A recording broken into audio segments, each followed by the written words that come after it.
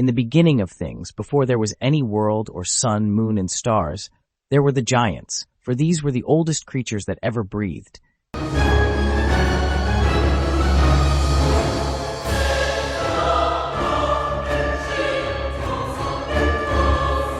They lived in Jotunheim, the land of frost and darkness, and their hearts were evil. Next came the gods, the good Aesir, who made earth and sky and sea, and who dwelt in Asgard above the heavens. Then were created the queer little dwarfs, who lived underground in the caverns of the mountains, working at their mines of metal and precious stones. Last of all, the gods made men to dwell in Midgard, the good world that we know, between which and the glorious home of the Aesir stretched Bifrost, the bridge of rainbows. In those days, folk say, there was a mighty ash tree named Yggdrasil, so vast that its branches shaded the whole earth and stretched up into heaven where the Aesir dwelt, while its roots sank far down below the lowest depth. In the branches of the big ash tree lived a queer family of creatures.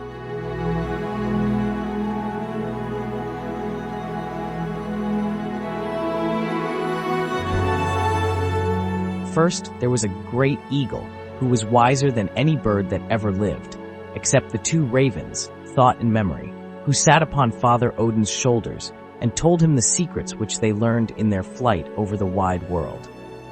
Near the great eagle perched a hawk, and 4 antlered deer browsed among the buds of Yggdrasil.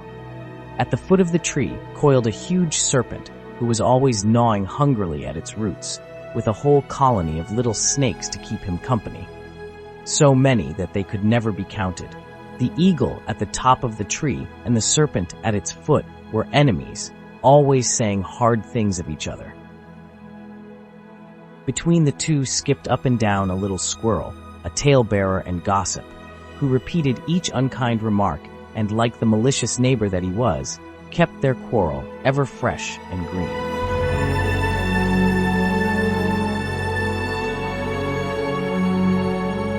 In one place at the roots of Yggdrasil was a fair fountain called the Urdar Well, where the 3 Norn maidens who knew the past, present, and future dwelt with their pets, the 2 white swans. This was magic water in the fountain, which the Norns sprinkled every day upon the giant tree to keep it green. Water so sacred that everything which entered it became white as the film of an eggshell. Close beside this sacred well, the Aesir had their council hall, to which they galloped every morning over the Rainbow Bridge. But Father Odin, the king of all the Aesir, knew of another fountain more wonderful. The 2 ravens whom he sent forth to bring him news had told him.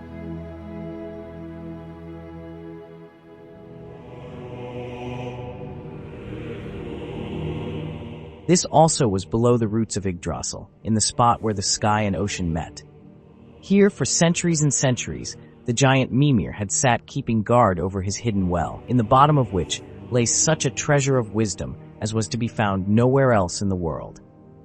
Every morning, Mimir dipped his glittering horn, Giol, into the fountain and drew out a draught of the wondrous water, which he drank to make him wise. Every day he grew wiser and wiser. And as this had been going on ever since the beginning of things, you can scarcely imagine how wise Mimir was.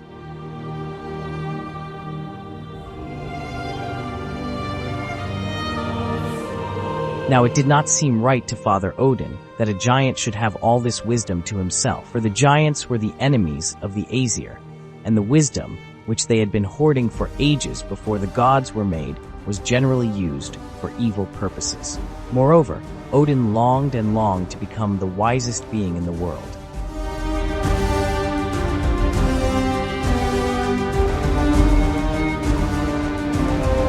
So he resolved to win a draught from Mimir's well, if in any way that could be done.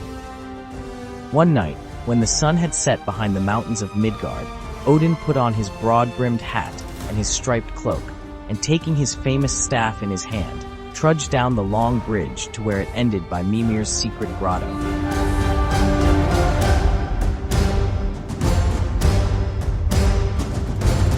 "Good day, Mimir," said Odin. "I have come for a drink from your well." The giant was sitting with his knees drawn up to his chin, his long white beard falling over his folded arms, and his head nodding, for Mimir was very old, and he often fell asleep while watching over his precious spring. He woke with a frown at Odin's words. "You want a drink from my well, do you?" he growled. "Hey, I let no one drink from my well." "Nevertheless, you must let me have a draught from your glittering horn," insisted Odin, "and I will pay you for it." "Oh-ho, you will pay me for it, will you?" echoed Mimir, eyeing his visitor keenly. For now that he was wide awake, his wisdom taught him that this was no ordinary stranger. "What will you pay for a drink from my well, and why do you wish it so much?" "I can see with my eyes all that goes on in heaven and upon earth," said Odin, "but I cannot see into the depths of ocean. I lack the hidden wisdom of the deep, the wit that lies at the bottom of your fountain. My ravens tell me many secrets, but I would know all. And as for payment, ask what you will, and I will pledge anything in return for the draught of wisdom."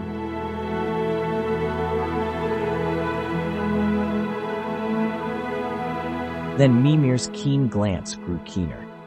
"You are Odin, of the race of gods," he cried. "We giants are centuries older than you, and our wisdom, which we have treasured during these ages, when we were the only creatures in all space, is a precious thing.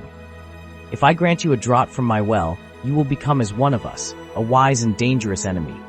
It is a goodly price, Odin, which I shall demand for a boon so great." Now Odin was growing impatient for the sparkling water. "Ask your price," he frowned. "I have promised that I will pay." "What say you, then, to leaving one of those far-seeing eyes of yours at the bottom of my well?" asked Mimir, hoping that he would refuse the bargain. "This is the only payment I will take." Odin hesitated. It was indeed a heavy price, and one that he could ill afford, for he was proud of his noble beauty. But he glanced at the magic fountain, bubbling mysteriously in the shadow, and he knew that he must have the draught. "Give me the glittering horn," he answered. "I pledge you my eye for a draught to the brim." Very unwillingly, Mimir filled the horn from the fountain of wisdom and handed it to Odin. "Drink then," he said. "Drink and grow wise. This hour is the beginning of trouble between your race and mine." And wise Mimir foretold the truth. Odin thought merely of the wisdom which was to be his. He seized the horn eagerly and emptied it without delay. From that moment, he became wiser than anyone else in the world, except Mimir himself.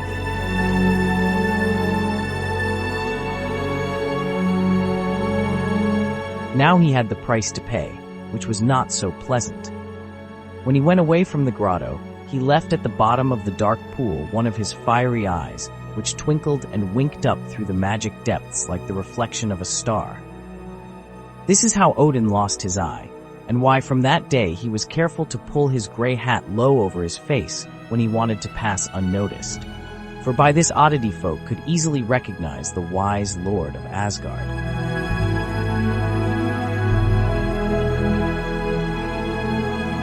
In the bright morning, when the sun rose over the mountains of Midgard, old Mimir drank from his bubbly well, a draught of the wise water that flowed over Odin's pledge.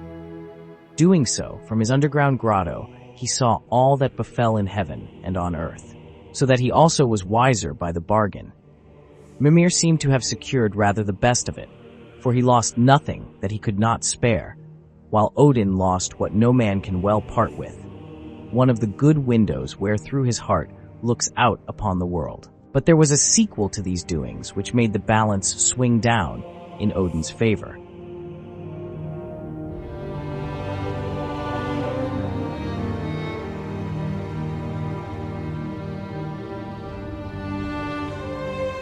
Not long after this, the Aesir quarreled with the Vanir, wild enemies of theirs, and there was a terrible battle. But in the end, the two sides made peace, and to prove that they meant never to quarrel again, they exchanged hostages. The Vanir gave to the Aesir old Njord the Rich, the lord of the sea and the ocean wind, with his two children, Frey and Freya. This was indeed a gracious gift, for Freya was the most beautiful maid in the world, and her twin brother was almost as fair. To the Vanir in return, Father Odin gave his own brother Hoenir, and with Hoenir he sent Mimir the Wise, whom he took from his lonely well. Now the Vanir made Hoenir their chief, thinking that he must be very wise because he was the brother of great Odin, who had lately become famous for his wisdom. They did not know the secret of Mimir's well, how the hoary old giant was far more wise than anyone who had not quaffed of the magic water.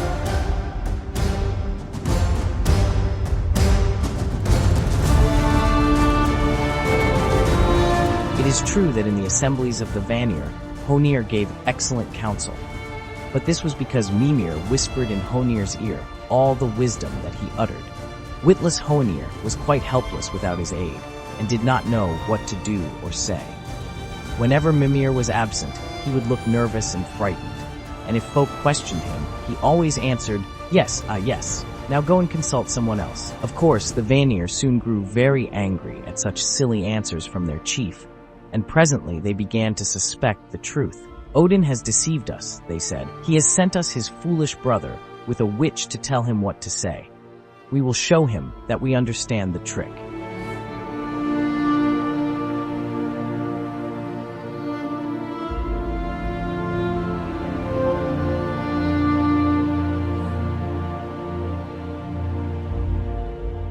So they cut off poor old Mimir's head and sent it to Odin as a present. The tales do not say what Odin thought of the gift.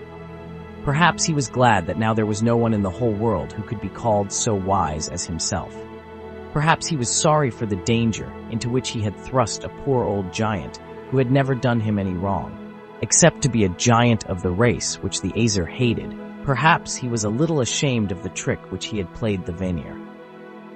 Odin's new wisdom showed him how to prepare Mimir's head with herbs and charms, so that it stood up by itself quite naturally and seemed not dead. Thenceforth, Odin kept it near him and learned from it many useful secrets which it had not forgotten. So in the end, Odin fared better than the unhappy Mimir, whose worst fault was that he knew more than most folk.